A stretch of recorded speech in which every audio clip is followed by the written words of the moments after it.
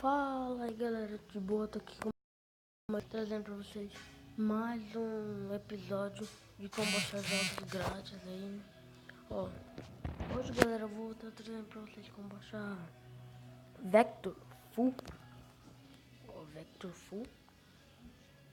Se você já zerou aquele Vector, já zerou, já não quer mais, eu não tenho dinheiro não tenho mais dinheiro para colocar essas coisas, mas tipo, não tenho dinheiro para passar de fase, para comprar as coisas, mas você vai lá e baixa o Vector Full.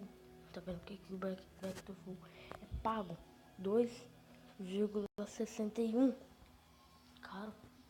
E por esse apetite aqui que eu falei, totalmente de graça, ó.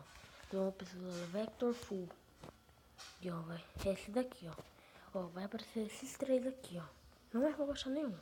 É esse aqui, ó. Vector Full. Então, galera,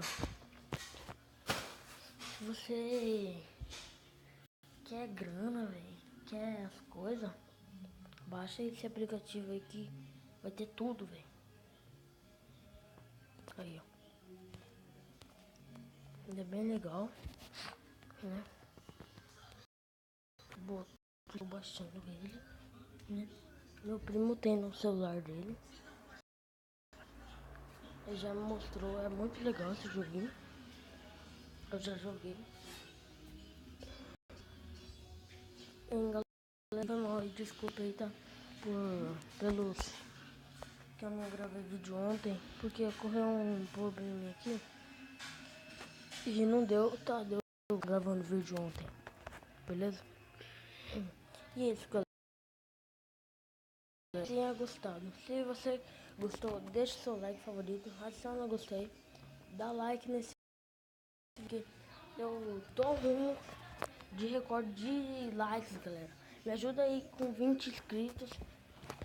Se você não é inscrito no canal, tá?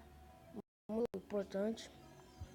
Cara, vocês não vão lá no primeiro que eu baixei como baixar de a Sandra. Galera, batemos recordes de like lá. 10 likes e pouco lá. E um dislike parece. Beleza? Então, no canal. Vamos chegar até 20 inscritos aí. E vamos seguir o rumo, beleza? É nóis, galera. Fui. Tchau.